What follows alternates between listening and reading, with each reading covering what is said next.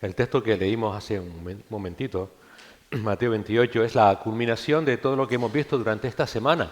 Si recuerdas, el domingo pasado comenzamos viendo cómo en esa última semana de la vida del Señor Jesucristo, Él comenzó su periplo hasta la cruz, mostrando esa misericordia a raudales a una gran multitud de personas que acudieron a Jerusalén a celebrar la Pascua. Y como vimos este jueves pasado, después vimos cómo el Señor se dedica única y exclusivamente a sus discípulos y aún a pesar de sus caídas, a pesar de su pecado, aún remanente, el Señor les mostró su gracia sin medida, soportando tal contradicción de pecadores contra sí mismos. Pero ¿de qué hubiera servido toda esa demostración de misericordia? ¿De qué hubiera servido toda esa demostración de su gracia si al final Jesús no era quien dijo ser? Dios hecho hombre, el Salvador del mundo, aquel cuyo nombre es el único nombre dado a los hombres en el cual podamos ser salvos. ¿De qué hubiera servido? Si al final hubiera sido simple y llanamente, como muchos tristemente así lo vieron, un mero profeta, un buen maestro. Pero ¿cómo sabemos realmente de que aquel Jesús era quien dijo ser y que su palabra es palabra de vida eterna? Porque resucitó de los muertos. Porque resucitó de los muertos. Un concepto que es exclusivo del cristianismo, como veremos ahora. Un concepto que realmente no solamente nos llena de aliento y esperanza, sino también de un sentido de altísima responsabilidad, porque como hemos visto, el Señor después de resucitar les da a sus discípulos la gran comisión de seguir predicando de su nombre, de su evangelio. Es inconcebible no entender o no unir la resurrección con el ministerio que tenemos como iglesia. Es por esa razón que hay que tener una mirada equilibrada a la resurrección sin perder de vista la gran comisión. Este es el último día, domingo, porque fue el día en el que Cristo resucitó.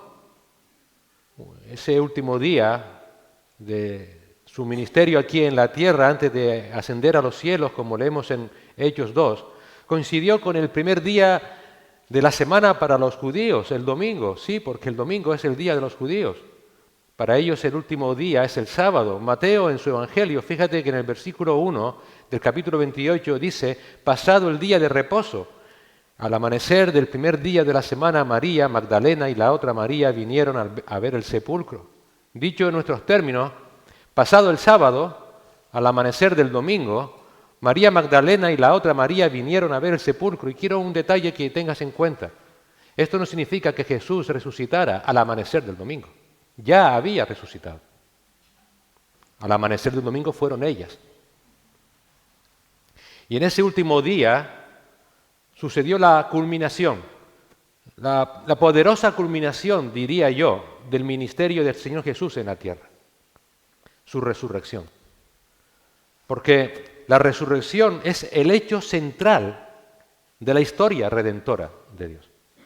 Como hemos dicho hace un momento, si Cristo no hubiera resucitado, nada de lo que dijo, nada de lo que hizo fue verdad. Los 4 evangelistas hacen mención a este hecho sin igual en toda la historia humana. Porque la resurrección del Señor Jesús no es solo una característica del cristianismo, es su verdad esencial. No podemos entender el cristianismo sin la resurrección de Jesucristo. De hecho, sin la resurrección no hay cristianismo, literalmente. En palabras del apóstol Pablo en 1 Corintios 15, 14, y si Cristo no resucitó, vana es nuestra predicación, vana es también nuestra fe. O sea, no existe. La resurrección del Señor Jesús no es el epílogo de su historia. No es el epílogo de su vida, sino que es la meta de su vida, es el objetivo de su vida, es el propósito de su vida. El Señor con su resurrección venció a los 2 grandes enemigos de la humanidad y particularmente el creyente que nos separa de Dios, que es el pecado y es la muerte. Pablo, de nuevo, en el contexto de la resurrección de 1 Corintios 15, dijo lo siguiente en los versículos 56 y 57. que el aguijón de la muerte es el pecado y el poder del pecado es la ley, pero a Dios gracias que nos da la victoria por medio de nuestro Señor Jesucristo. Cristo venció a nuestros más grandes enemigos, el pecado y la muerte. ¿Cómo lo sabemos? ¿Por qué resucitó? Porque con su muerte y su resurrección Cristo venció a esos dos grandes enemigos. Por eso la Iglesia, el cuerpo de Cristo, desde el inicio de su existencia, allá por Hechos 2, siempre ha entendido la centralidad de la resurrección. Desde entonces la Iglesia decidió reunirse el domingo, ese primer día de la semana, el día que Jesús resucitó de los muertos. ¿Para qué? Para conmemorar el acontecimiento más importante de su vida, el evento más importante en la historia humana. Fíjate que la Iglesia no decidió o no eligió reunirse el viernes cuando Cristo fue crucificado. Eligió reunirse el domingo porque el domingo, la resurrección, es lo que da sentido a todo lo que sucedió el viernes.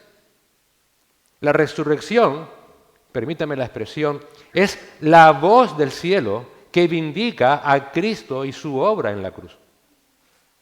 Sin la resurrección, la cruz no significa nada. La cruz por sí misma no tiene validación, no tiene ninguna reivindicación, no tiene ninguna afirmación si Cristo no resucitó de los muertos.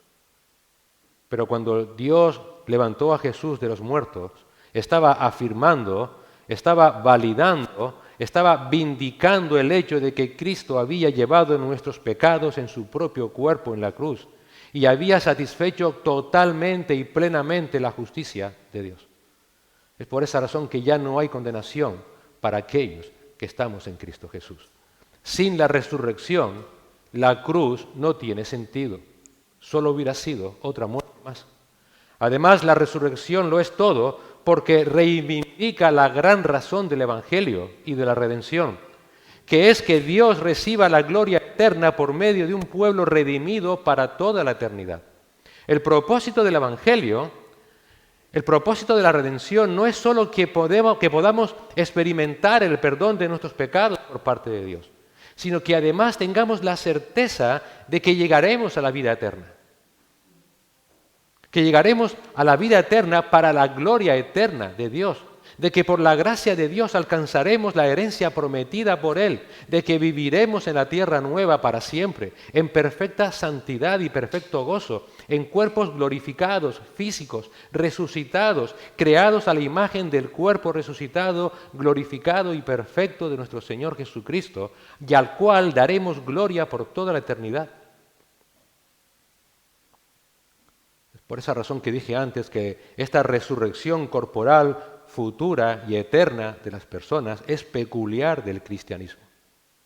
Ninguna otra religión habla acerca de una resurrección como esta. Y por esa razón la resurrección es esencial para la fe del cristiano. Mira, el Evangelio del Señor Jesucristo no fue diseñado por Dios para librarte de tus problemas en esta vida. No fue diseñado para que tuvieras salud, ni para que tuvieras prosperidad en esta tierra. Tampoco fue diseñado por Dios para que una vez que partieses de este mundo pasaras toda la eternidad en tu espíritu, flotando por ahí eternamente en una especie de nebulosa, tocando un arpa. No, para eso no fue diseñado el Evangelio, sino que fue escrito para que supiéramos el plan eterno de salvación por medio de Jesucristo, para que supiéramos que Él vivió sin pecado, pero que murió en una cruz por los pecados de todos aquellos que confían en Él, para otorgarles por gracia salvación y vida eterna.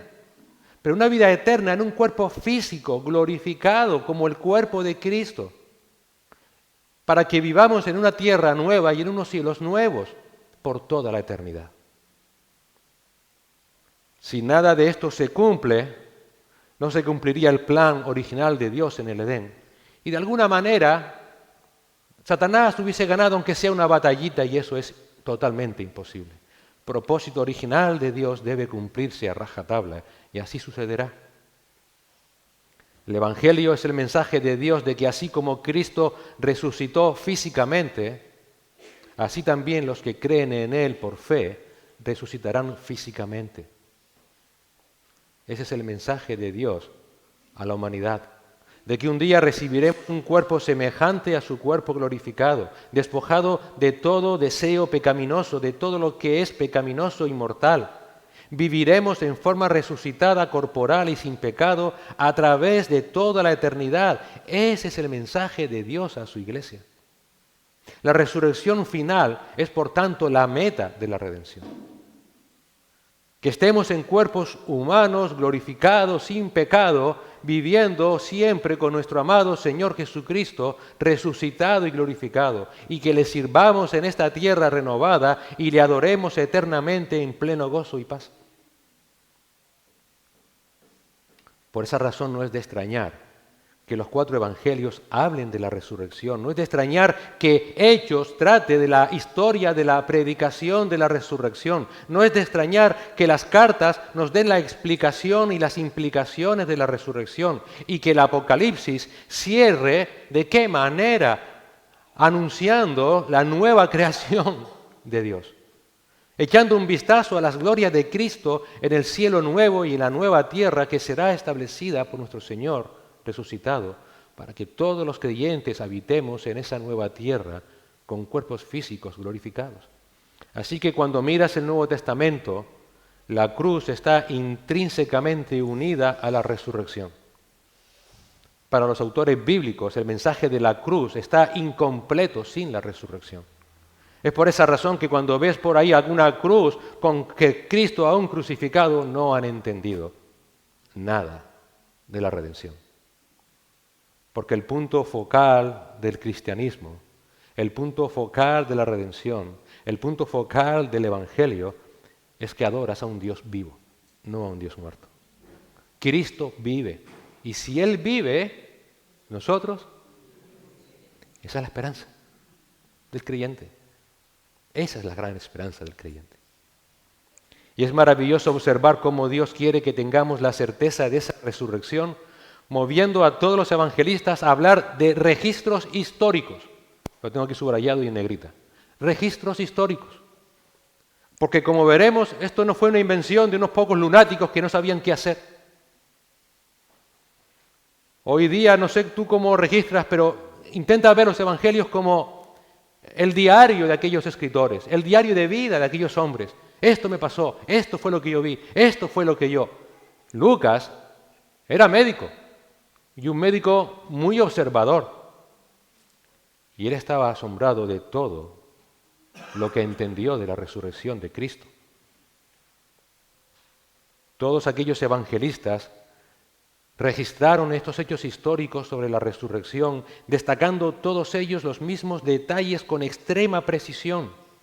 La tumba vacía, el testimonio de los ángeles, el testimonio de las primeras mujeres y de otros testigos presenciales. Todos ellos vieron a Cristo resucitado con sus propios ojos. Hablaron con Él, le oyeron, le tocaron, a pesar de que no confiaban, no creían de que había resucitado. Esa duda, precisamente, esa duda sincera que los evangelistas expresan en su evangelio, en sus evangelios, da más evidencia, si cabe, a que realmente la resurrección del Señor Jesucristo fue real, que no fue una conspiración, ni siquiera fue una sugestión colectiva. Fueron sinceros, no todos creyeron. Todos estos detalles cruciales son destacados por cada uno de los evangelistas porque Dios quiere que los creyentes recordemos que nuestro Rey de toda gracia vive y que un día también nosotros viviremos con Él.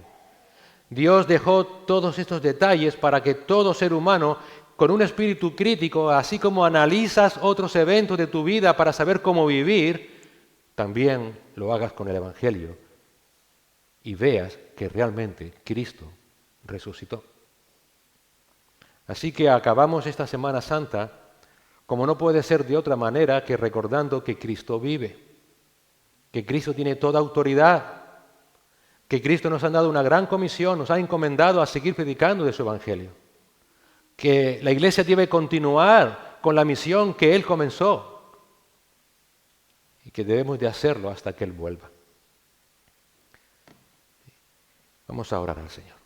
Señor, ahora venimos ante ti de nuevo con santo temor y temblor para seguir meditando, pero también, Señor, gozándonos de tu palabra, gozándonos, Señor, de cómo tú eres un Dios fiel y verdadero y levantaste a tu Hijo Jesucristo de los muertos y lo has sentado a tu diestra y le has dado un nombre que es sobre todo nombre para que en el nombre de Jesús todo aquel que en él crea sea salvo. Señor, tú sentado a la diestra del Padre tienes la potestad de seguir salvando.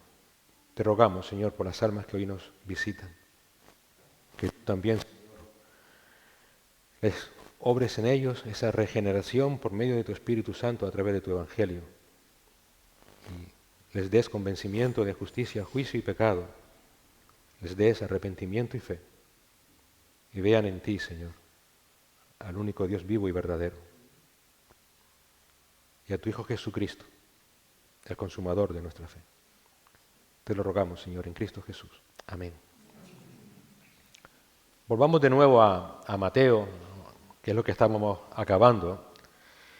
Y como acabamos de leer en el versículo 1, me gustaría que si tienes delante la Biblia mejor para que no entiendas que me estoy inventando lo que voy a decir, aunque si luego tienes alguna duda puedes preguntarlo después del culto con toda libertad. Como acabamos de leer en el versículo 1, María Magdalena y la otra María vinieron a ver el sepulcro. Ese sepulcro era la tumba donde José de Arimatea y Nicodemo habían enterrado a Jesús, como leemos en el capítulo 27, versículos 59 y 60. La otra María que nombra Mateo, muy posiblemente fuera María, la madre de Jacobo, y José, la mujer de Zebedeo.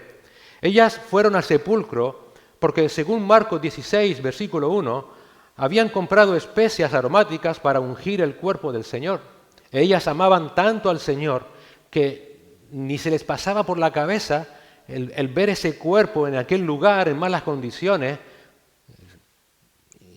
Quisieron, por amor al Señor, ir y digamos que dedicarle un último momento mostrándole su amor, ungiéndole con aquellas plantas aromáticas para que el olor no fuera insoportable. Pero esta dedicación a su vez nos muestra que ellas no creían que Jesús fuera a resucitar al tercer día, como el Señor había dicho a sus discípulos en varias ocasiones. Ellos fueron a ungir el cuerpo, por tanto, no creían que Jesús había resucitado, como había dicho. Ellas iban tan convencidas de encontrar el cuerpo muerto del Señor que su mayor preocupación, ¿cuál era?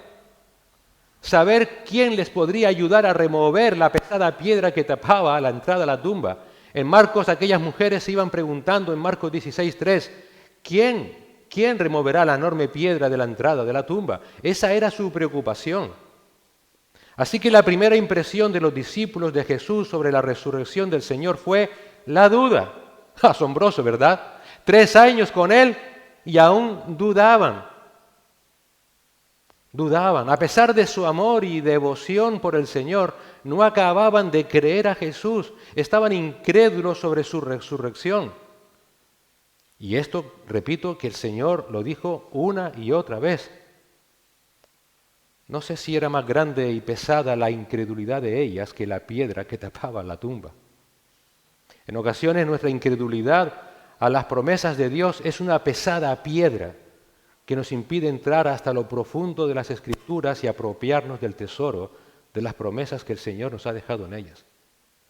¿Amamos al Señor? Sí, claro que sí, pero nos cuesta confiar en Él, ¿no es cierto? Es como esa piedra que estaba en aquella tumba. ¿Quién la removerá? El Señor en breve, quizás sarcásticamente, iba a responder a esa pregunta de las mujeres de quién iba a remover la enorme piedra de la entrada a la tumba. En breve Dios iba a quitar esa pesada incredulidad de los corazones de los discípulos. Un poco antes de que ellas llegaran, se produjo algo sumamente extraño en el versículo 2 de Mateo 28. Y hubo un gran terremoto porque un ángel del Señor descendiendo del cielo y llegando, removió la piedra y se sentó sobre ella. Y digo que es algo sumamente extraño no por el ángel solamente, sino por el gran terremoto que se produjo. Ese terremoto fue en ese lugar específico. Yo no sé si tú alguna vez has vivido un terremoto Una vez con mi padre vimos cómo se movió un poco la casa donde vivía, pero un terremoto es raro que se produzca aquí y no se sienta allá. Pero el texto lo que nos indica que fue ahí y solamente ahí donde se produjo ese gran terremoto. Y no fue pequeñito, grande, dice. Y ese terremoto fue debido a que un ángel removió la gran piedra que cubría la entrada a la tumba. De alguna manera, Dios estaba respondiendo a aquellas mujeres incrédulas. Es como si el Señor estuviera diciendo, yo soy el único que puede remover toda duda, toda incertidumbre. En ocasiones, cuando dudas del Señor, cuando no sabes qué creer, la única solución que tenemos es clamar a Cristo, clamar a Dios. Es que nadie más te puede convencer. El problema de muchos es que o es insuficiente ese clamar a Dios porque creen que necesitan aportar ellos algo de sí mismos, o simplemente porque prefieren seguir viviendo en sus pecados. ¿Quién eres tú? ¿Quién eres tú? Aquella pregunta de quién removería la enorme piedra fue respondida por el Señor, yo. ¿Quién puede hacer que tu alma dura como una piedra, que tu corazón duro como una piedra pueda ser hecho carne, puedas nacer de nuevo y creer? Solamente Dios. ¿Qué te requiere Dios? Simplemente que creas con fe, que le clames a Él, que le clames a Él. De alguna manera Dios estaba respondiendo a aquellas mujeres incrédulas de que solamente Él puede remover toda duda, toda incertidumbre, como hizo con aquella piedra. Si Cristo dijo que iba a resucitar, así sería. Dios no tiene por qué decir una cosa y hacer la contraria.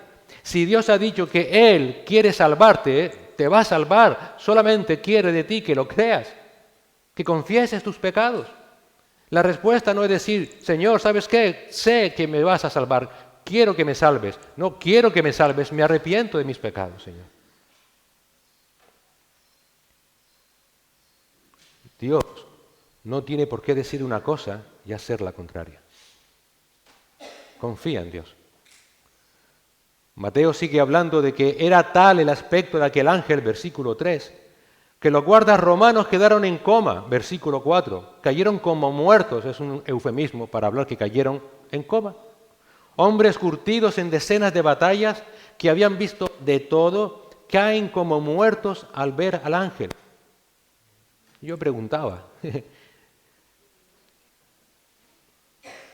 Señor, ¿y qué hubiera pasado si llegan a ver a Cristo resucitado? Por tanto, aquí vemos un acto de misericordia de Dios ante aquellos impíos. Prefiero que vean a un ángel y que no vean a Cristo glorificado. ¿Qué hubiera sucedido? Mientras tanto, ¿qué hizo el ángel con aquellas mujeres? Las tranquilizó. Versículos del 5 al 7. Les tranquilizó y les habló y les dijo que Cristo había resucitado. Les dijo que entraran dentro. ¿Para qué? Si no estaba allí. ¿Para qué? ¿No creen a Dios? Mírenlo. Miren, entren, comprueben por ti mismo de que realmente ha resucitado. Lo impactante de esta sociedad que rechaza el Evangelio es que creen que Dios les manda una fe ciega. Y ni en ningún momento es así. Coge la palabra de Dios, lee la palabra de Dios, ora y verás que la palabra de Dios es verdad. No hay fe ciega en el cristianismo. El ángel le dijo a las mujeres, entren, miren por ustedes mismas, comprueben de que realmente Jesús ha resucitado. De alguna manera, y permítame la expresión, fue como un bofetón sin manos a la incredulidad de aquellas mujeres. Debes entender una cosa. ¿Por qué quitó el ángel la piedra? ¿Por qué? ¿Para que Jesús saliera? ¿Ya había salido? Entonces, ¿por qué la quitó? ¿Para que ellas vieran? Para que ellas vieran. Para que vieran que ya había salido de la tumba. Recuerda, según Juan 20, 19, que ese cuerpo glorificado de Cristo podía atravesar paredes.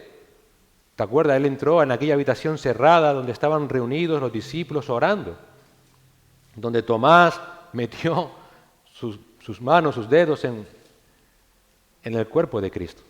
La piedra fue quitada por causa de la incredulidad de ellas, para que ellas pudieran ver por sí mismas que la tumba estaba vacía, que Cristo cumplió lo que dijo. Aquellas mujeres eran sinceras, realmente amaban a Cristo, pero aún les costaba confiar en Cristo. ¿Eres tú como esas mujeres? Jamás he puesto en duda de que un creyente ame a Cristo, porque ese es el amor de Dios con el que ha sido amado. Amamos porque hemos sido amados por Dios. Si yo dudo del amor de un creyente, estoy dudando del amor de Dios hacia ese creyente. Pero en ocasiones, la gran pregunta no es si amas a Dios, sino si confías en Dios. Confías en Él. La confianza es el hecho objetivo de que tu amor por Dios es el amor de Dios. No hay necesidad. A pesar de que en ocasiones Dios, una y otra vez, te abre la puerta del sepulcro, te hace pasar por pruebas, por miles de acontecimientos para que sigas entendiendo y comprendiendo y comprobando de que Dios es digno de toda tu confianza. Digno de toda tu confianza.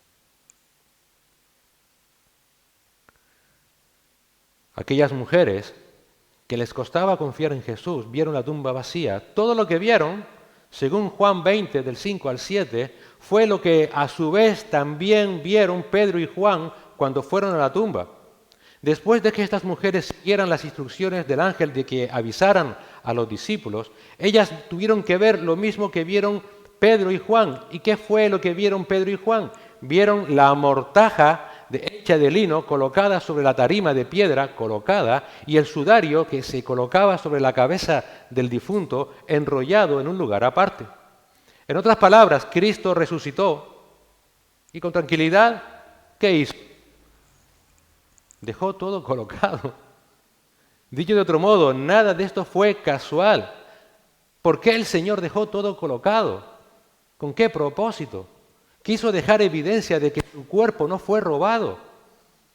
Recuerda que en breve, ahora lo veremos, lo que iban a argumentar los sumos sacerdotes es que precisamente los discípulos de Cristo habían robado el cuerpo del Señor, para lo cual tuvieron que haber rodado la piedra, sacar el cuerpo, salir corriendo, como dirían los jóvenes hoy día, salir por patas, dejar todo tirado, volver a poner la piedra en su sitio, y eso sí, los soldados allí viendo todo aquello. Un poco raro, ¿verdad?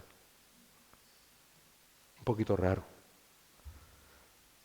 Si fue realmente el cuerpo de Cristo robado, hubieran dejado todo tirado, hubieran arrastrado con todo, cadáver, sudario, mortaja, hubieran dejado huellas por todas partes, pero no, el Señor dejó todo colocado en su sitio. Eso era evidencia de que Jesús fue quien dejó todo colocado porque Él estaba vivo y quería que sus discípulos tuvieran la certeza de que Él realmente había resucitado.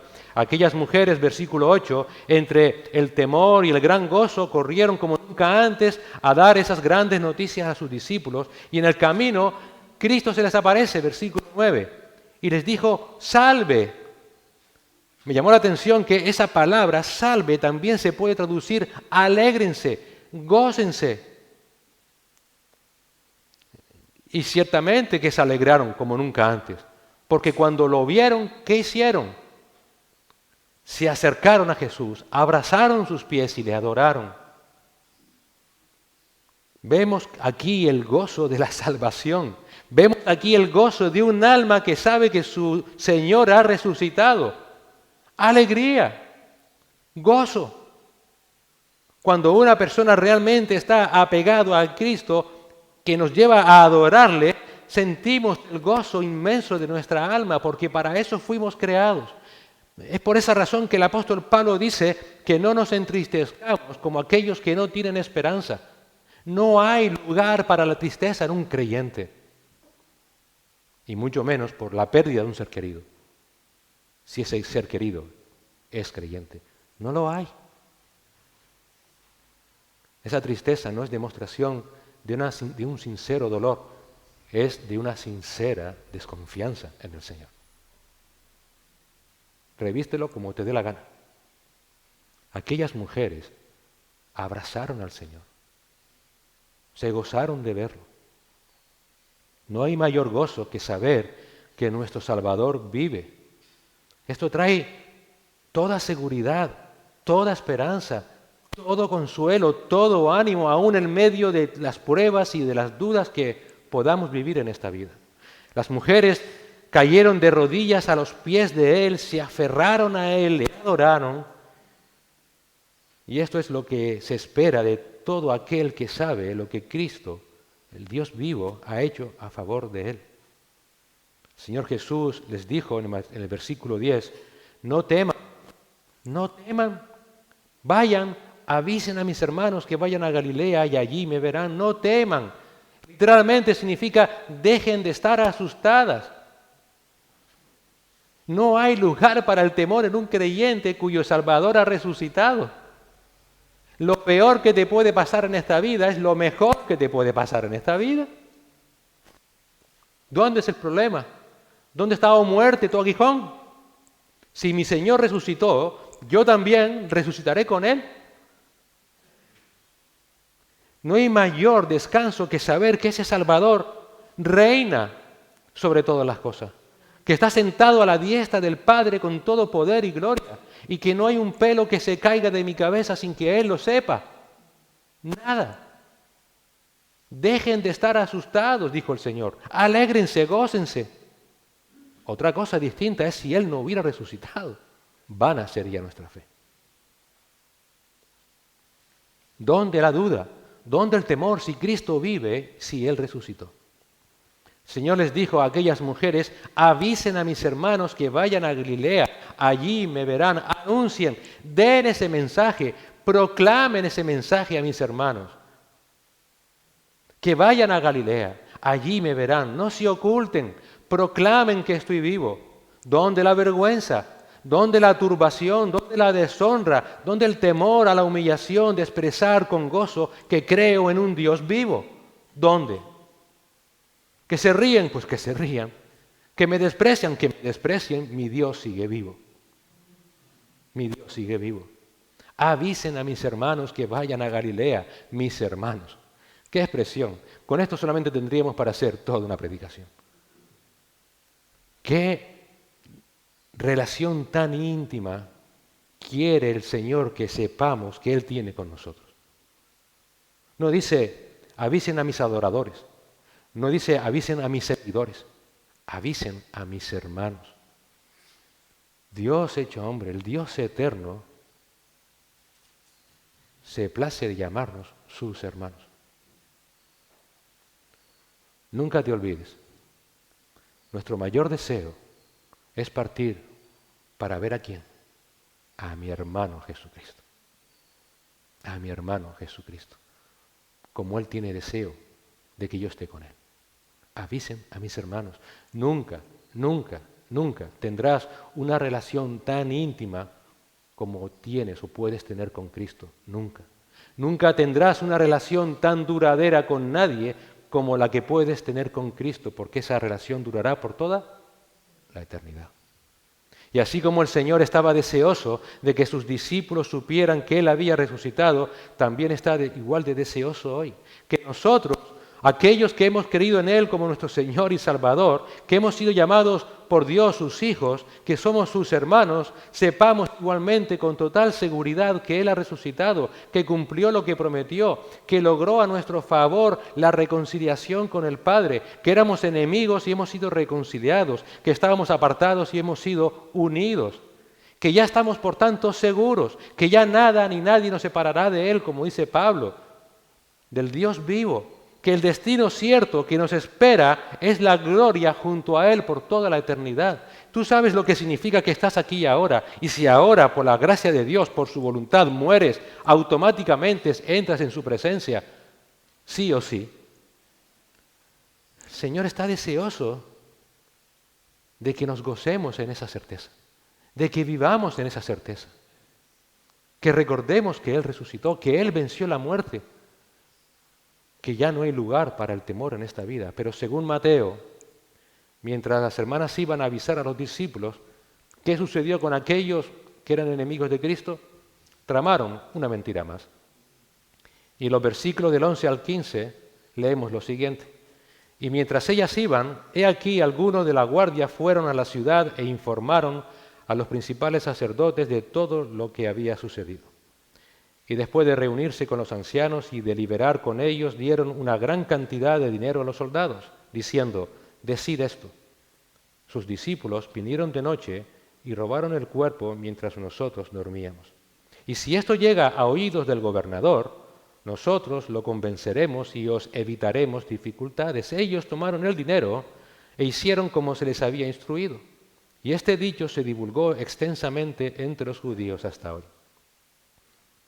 Mientras Cristo quería traer certeza, seguridad, aliento, gozo, esperanza a sus discípulos, mientras que hicieron sus enemigos, esto hay que desmontarlo como sea. Como diría hoy la política actual, hay que ganar el relato antes de que nos ganen a nosotros. Ellos estaban tan desesperados en su odio contra el Señor que tramaron destruir el testimonio de la resurrección de Jesucristo. Obvio, como dijimos al principio, si no hay resurrección, vana es nuestra fe. Así que, ¿qué hicieron? Urdieron una mentira junto a los soldados romanos que custodiaban la tumba. Los soldados romanos estaban en un serio problema. La vida de ellos corría en peligro. Hay que entender que un soldado romano que no cumpliera con su deber debía pagar ese fallo con su muerte. Claro, el sello romano en la puerta había sido roto, no te digo. La piedra fue quitada, no te cuento. Y el cadáver ya no estaba en la tumba. Aquellos soldados pobrecitos solo les podía esperar la pena de muerte. Así que antes de que sus superiores se enteraran, ¿qué hicieron? Fueron a informar a los sacerdotes, a los principales. ¿Por qué? Porque ellos sabían perfectamente que estos principales sacerdotes ansiaban encubrir el milagro a toda costa. Entre aquellos principales sacerdotes, entre los ancianos, los soldados, se reunieron y fabricaron la mentira de que los discípulos robaron el cuerpo mientras ellos dormían. Para que los soldados se fueran tranquilos, le dijeron, mira, despreocúpense. Cualquier cosa que los superiores de ustedes quieran hacerle, nosotros le vamos a defender con más mentiras. Esto demuestra la terrible realidad moral de aquellas personas. Pero aquella mentira que inventaron fue tan burda, tan tosca, tan poco inteligente, que el que la examine con un poquito de espíritu crítico se dará cuenta no solo de que era mentira, sino que a su vez esa mentira confirmaba la verdad de la realidad de que Cristo había resucitado. Conseguía el efecto contrario al buscado. Por ejemplo, ¿cómo supieron los soldados romanos que fueron los discípulos de Cristo quien robaron el cuerpo si ellos estaban dormidos? ¿Cómo es posible? ¿O cómo no despertaron mientras rodaban la puerta? La puerta era tan grande que cuando fue rodada se oyó un gran ruido que parecía un gran terremoto. ¿O cómo es posible que en una ciudad atestada de miles de personas para la Pascua y de cientos de soldados romanos nadie viera ni oyera nada cuando se llevaron el cuerpo? ¿Cómo es posible? Además, ¿cómo explica que los discípulos se llevaron el cuerpo cuando ellos sabían que Cristo no iba a resucitar? Así que ninguna de las respuestas inventadas sobre el cómo, el cuándo o el quién daban credibilidad a las mentiras sobre el robo del cuerpo del Señor. Solo evidenciaban una opción desesperada de los que saben que estaban cogidos en una terrible mentira. Ahora, esto no es lo grave. Lo grave es lo que sigue diciendo Mateo en este versículo. Y este dicho se divulgó extensamente entre los judíos hasta hoy. En otras palabras, a pesar de la absoluta inconsistencia de la mentira, el pueblo se la creyó. El pueblo se la creyó. Y hoy pasa exactamente lo mismo. Hay algo en la naturaleza humana proclive a creer mentiras. Lo vemos, seamos sinceros, examina tu vida. Esa tendencia lo vemos ya desde el Edén con Adán y Eva. Ellos prefirieron creer la mentira de Satanás antes que la verdad que Dios les decía. Y hoy lo vemos cada día, aunque esas mentiras sean tremendamente absurdas.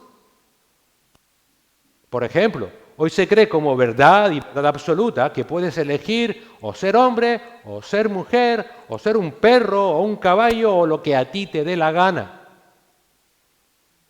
Hoy, si no crees esa verdad, es tú estás mal, no ellos, tú. ¿No es cierto? Se cree la mentira de que seres racionales y morales como tú y yo venimos de un animal amoral, como son los monos. ¿Cómo? ¿De qué manera? Se cree la mentira, y esta sí que es grave, de que somos inherentemente buenos, de que no necesitamos ningún salvador, de que yo mismo me puedo acercar a Dios. ¿Por qué? Porque soy bueno. Y eso a pesar de que continuamente nuestras conciencias nos acusan. Aún así, ¿qué preferimos creer? La mentira. Queremos creer la mentira de que Dios no existe, a pesar de que la ley de Dios está escrita en nuestros corazones, a pesar de que todo lo que nos rodea nos dice que hay un Dios creador. Así somos. Hoy quizás estés aquí y esperando que se acabe todo esto para salir al mundo y seguir creyendo más y más y más sus mentiras. ¿Por qué? Bueno, porque simple y llanamente amas más la mentira que la verdad. Pero si realmente te consideras una persona sincera, y yo espero que así sea, sincera contigo mismo al menos, y realmente estudias la palabra de Dios sin prejuicios, sin presunciones, solo podrás concluir una cosa, que eres un pecador, que necesitas un Salvador, y ese se llama Jesucristo, y Él vive. Al menos si eres sincero contigo mismo. Si no, no solamente es que ames la mentira, es que quieres ser engañado. Solo podrás concluir si realmente lees la palabra de Dios que la resurrección de Jesucristo es un hecho histórico, que no puede ser refutado. Si realmente eres una persona sincera, que estudias la palabra de Dios sin prejuicios ni presunciones, solo podrás concluir que eres un pecador que mereces el infierno. Pero también solo podrás concluir que si crees en Cristo resucitado, serás salvo. ¿Por qué? Porque el Padre dio testimonio de que Cristo es el único camino que lleva a Él. Porque Cristo es el testimonio de que Dios no es un Dios condenador, sino un Dios salvador. ¿Y cómo sabemos que eso es verdad? Porque Cristo resucitó de los muertos. Pero si no crees, si te mantienes en tus prejuicios a pesar de las evidencias, permíteme decirte que solamente podrás concluir una cosa, que prefieres vivir y morir en la mentira antes que vivir eternamente en la verdad. Si es así, lo siento por ti. Oraremos por ti. Sumado a estas evidencias, la palabra de Dios proporciona un conjunto de muchísimas otras evidencias, de registros históricos que confirman la realidad de la resurrección. Aquel día nuestro Señor también apareció a 2 discípulos que iban a Emaús, Lucas 24, y también a 10 discípulos más, como vimos antes, en el aposento alto en Jerusalén, Juan 20. Unas semanas más tarde apareció a los 11 y respondió a la incredulidad de Tomás. En aquel primer día de resurrección, Jesús también se apareció de manera especial a Pedro, Lucas 24, y Pablo dice en 1 Corintios 15, 6, que también se apareció a más de 500 hermanos a la vez, la mayoría de los cuales viven aún, pero algunos ya murieron. Mateo sigue diciendo, en el último capítulo de su Evangelio, que los discípulos en un primer momento eran incrédulos, como dijimos antes. En Mateo 28, versículos 16 y 17 leemos: pero los 11 discípulos se fueron a Galilea, al monte que Jesús les había señalado. Cuando le vieron, no antes, sino cuando le vieron, le adoraron, mas algunos, aun viéndole, dudaron. Cuando lo vieron, algunos creyeron y le adoraron, y otros, aun viéndole, aún dudaban. Mateo, qué sincero eres. Qué sincero eres. Cuando yo leía esto y leía esto y leía esto, digo, si Mateo llega a pensar humanamente y no llega a ser movido por el Espíritu Santo del Señor, él con haber dicho, cuando le vieron, le adoraron, hubiese quedado como un señor. Pero eso era una media verdad. La otra media es que otros discípulos, aun viéndole, dudaron. ¿Y eso qué nos manifiesta? La sinceridad de la palabra de Dios.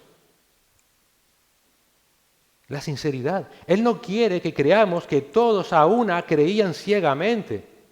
Eso no solamente hubiera sido falso, sino que además podríamos haber usado nosotros para argumentar en contra del Evangelio y de la resurrección. Podríamos haber dicho, ¿ves? Todas aquellas personas estaban locas, estaban sufriendo un proceso de sugestión colectiva.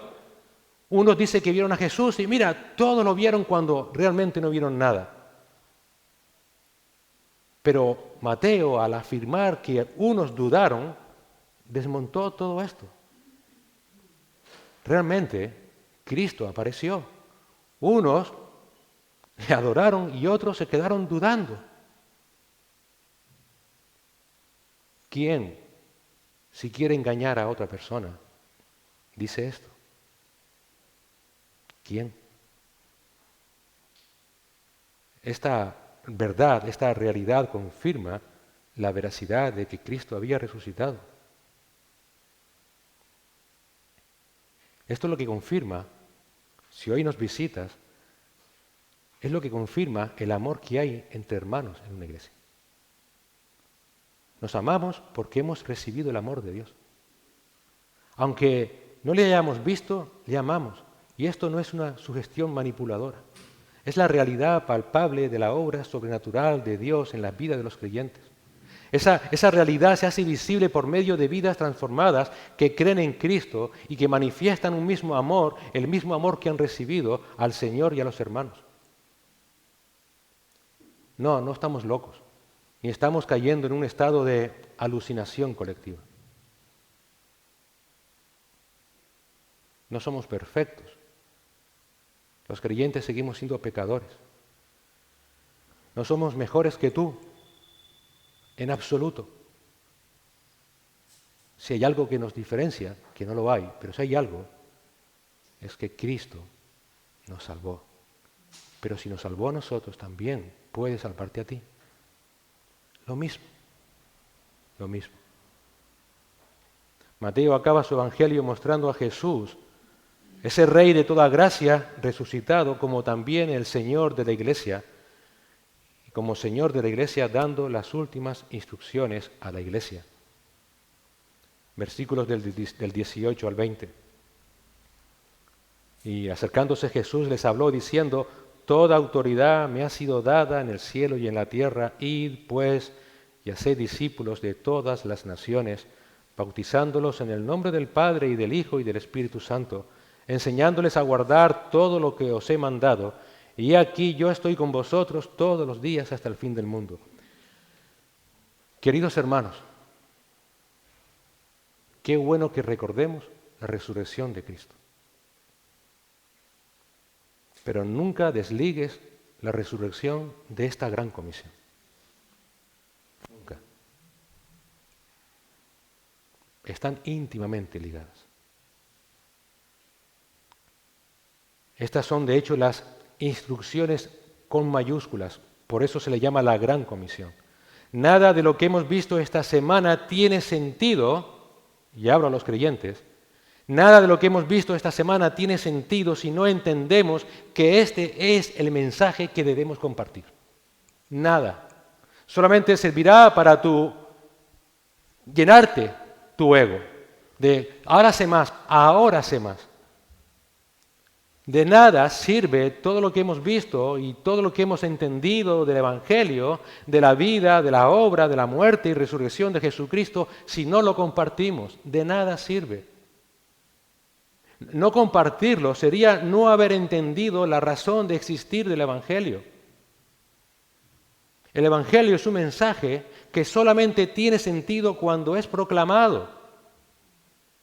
Es el mensaje de Dios a una humanidad caída en pecado para que tengan conocimiento de la verdad y teniendo conocimiento de la verdad, si creen, sean salvos. Y ese mensaje que comenzó el Señor en su ministerio, Él partiendo a los cielos, ahora lo ha delegado a su iglesia para que nosotros sigamos compartiéndolo hasta que Él vuelva. Si crees en el Cristo resucitado, crees que tienes la responsabilidad de llevar el Evangelio. Si el Evangelio no se proclama, no sirve para nada. Por tanto, el compartir el Evangelio es lo que debe dar sentido a todo lo que hacemos como iglesia. Para esto el Señor nos ha dejado en la tierra, porque Él sigue edificando su iglesia a través de la proclamación de ese mensaje, de su mensaje. Desde que el ser humano cayó en el Edén con Adán y Eva, Dios desde ese momento está atrayendo a las personas hacia Él, porque nada glorifica más a Dios como su misericordiosa redención, que atrae y salva a pecadores condenados y destinados al infierno. La voluntad de Dios, ¿cuál es? Que ningún ser humano perezca, sino que todos procedan al arrepentimiento. Si tú alguna vez te has preguntado, ¿y cuál es la voluntad de Dios para mi vida? Es que no te pierdas, que no acabes en el infierno. Eso es lo que Dios quiere. Para eso envió a su Hijo. Él quiere que todos los hombres sean salvos y vengan al conocimiento de la verdad. 1 de Timoteo 2:4. ¿Y cómo creerán si no hay quien les predique? Y para llevar a cabo esta obra, su Hijo Jesucristo, esa obra de salvación, esa obra de redención, su Hijo Jesucristo, la segunda persona de la Trinidad, se hizo hombre, proclamó el mensaje que el Padre le había dado, confirmó la veracidad de quién era y de todo lo que decía en ese mensaje, por medio de milagros y señales, vivió perfectamente sin pecado, murió en lugar de todos aquellos que ponen en Él su fe y fue vindicado y vindicó todo lo que hizo y todo lo que dijo mediante su resurrección. Y ahora reina a las alturas y nos dice a la iglesia, predícalo, predícame, hazlo, debes hacerlo, no pierdas tiempo, en breve volveré. Todo esto debe ser proclamado por la iglesia para que todo ser humano que crea en Cristo sea justificado por medio de su vida perfecta y sea perdonado de sus pecados por medio de la sangre derramada por Cristo en la cruz del Calvario. Por tanto, la gran misión de la iglesia, de una iglesia que sabe, que conoce, que se goza en un Cristo resucitado, es amar, vivir y proclamar ese evangelio. Si no, no crees en un Cristo resucitado. Debes proclamarlo hasta que el Señor regrese. Tu único objetivo en esta vida, Señor, ayúdame a glorificar a mi Señor, predicando su mensaje. Esta es la razón de ser de la iglesia en esta tierra. El Señor en Juan 20:21 dijo, así como el Padre me envió, así yo les envío a ustedes. La comunión entre nosotros, como la que tuvimos el jueves, la enseñanza, la alabanza, es maravillosa y damos gracias a Dios por estos medios de su gracia para poder recobrar fuerzas y alentarnos y pasar un tiempito juntos. Pero nada de eso es la misión de la iglesia. Nada de eso es la misión de la iglesia. ¿Cuál es la misión de la iglesia? Llevar el evangelio. Predicar el evangelio. Todos estos medios de gracia, de la enseñanza, de la comunión, de la alabanza, son los medios para poder estar preparados para llevar a cabo esa gran misión que Cristo resucitado, nuestro Rey, nuestro Señor, nos ha encomendado. preocuparnos solo en lo interno, en lo que sucede entre nosotros, y no hacerlo también con los de afuera, con los inconversos, es no haber entendido el Evangelio. Como iglesia nunca olvidemos que en todo estamos sujetos a la autoridad de Cristo resucitado, porque solo Él tiene autoridad en el cielo y en la tierra. Como iglesia nunca olvidemos que solo tenemos una misión que cumplir y que el Señor de la iglesia nos ha delegado: id pues y haced discípulos a todas las naciones, bautizándolos en el nombre del Padre y del Hijo y del Espíritu Santo. Como iglesia nunca olvidemos que tenemos la responsabilidad con esos discípulos de enseñarles a guardar todo lo que el Señor nos ha mandado. Y como iglesia nunca olvidemos que para llevar a cabo esta misión dependemos en todo de Cristo, porque el Señor, el Dios vivo, estará con todos nosotros todos los días y hasta el fin del mundo. En muchos aspectos, es mi opinión, pero en muchos aspectos hoy día muchas iglesias nos estamos alejando de este modelo. ¿No es cierto? Hay creyentes que creen que esta misión es solo para unos pocos, los llamados evangelistas, por ejemplo, los llamados misioneros, o quizás los pastores cuando predican. Ellos tienen la responsabilidad de hacer un llamado al evangelio, para que de esa manera se gane a los perdidos y que se edifiquen los salvos. Mientras, ¿qué hacemos el resto? Pues nada, permítame la expresión, ¿vamos a funcionar como animadores en la iglesia para que nadie esté aburrido? Que cada uno con sus dones nos animemos, o simplemente seamos espectadores. Y de esta manera los nuevos convertidos que se ganan son bautizados y pasan a engrosar el cada vez más ingente número de animadores o espectadores de una iglesia.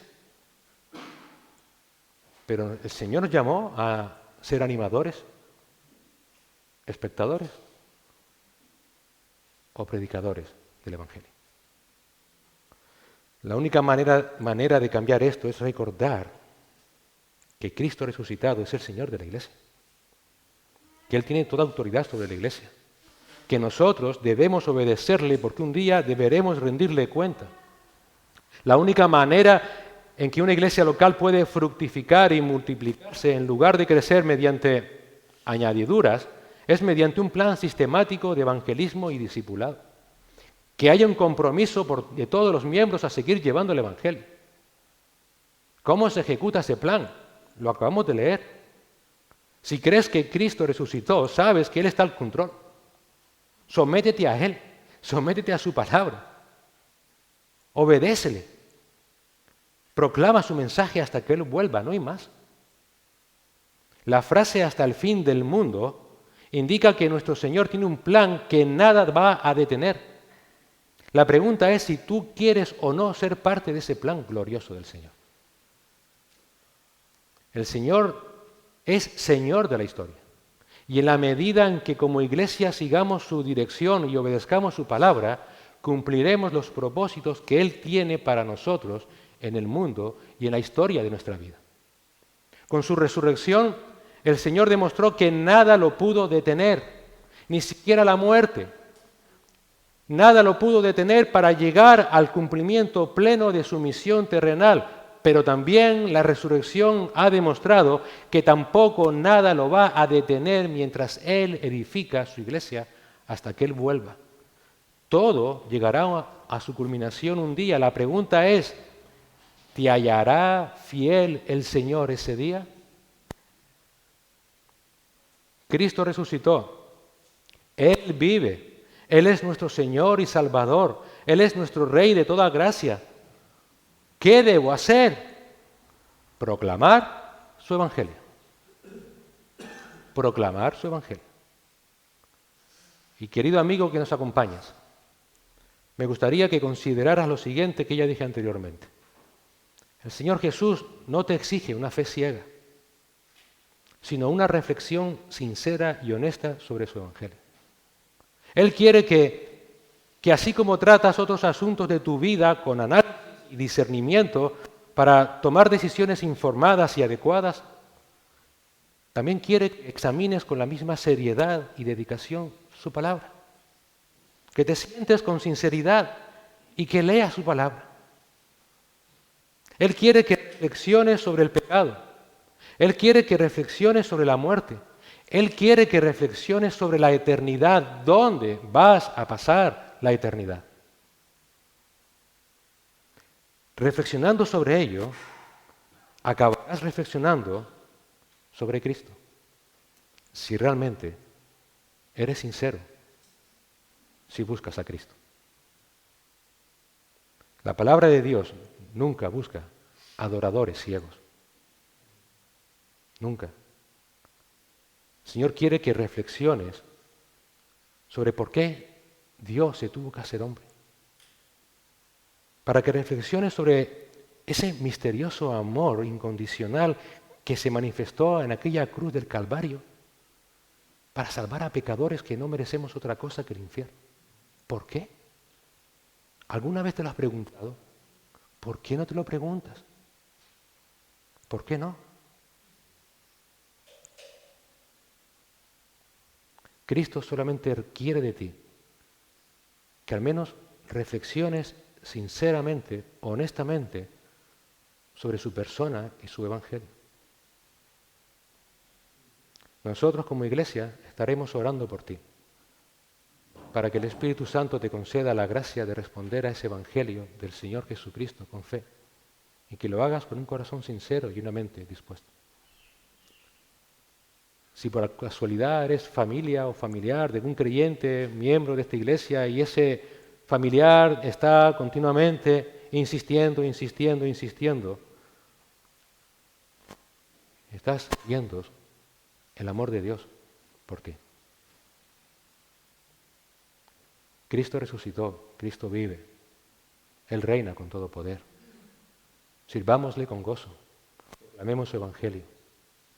Y querido amigo, examina las Escrituras, porque en ellas encontrarás a Cristo, y quien haya a Cristo haya la vida eterna. Oremos.